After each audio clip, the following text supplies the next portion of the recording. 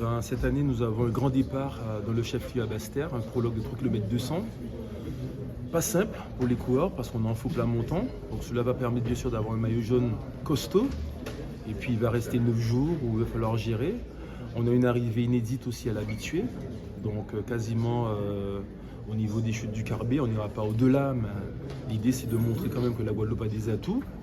Nous aurons une étape inédite avec le passage des Mamelles dans les deux versants pour allier Pointe-Noire avec un quartier inédit qu'on a découvert, Grenade.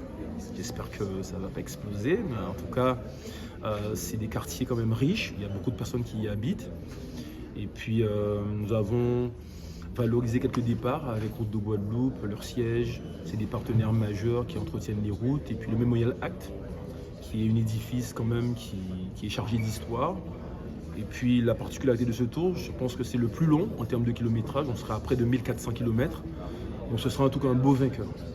Avec le recul, c'est une bonne décision parce que quand j'ai vu comment on a accueilli Teddy Riner, c'était bien pour la Guadeloupe et bon, montrer quand même qu'il fallait vivre ces Jeux Olympiques parce qu'on a des Guadeloupéens qui ont fait honneur à Lille et à la France.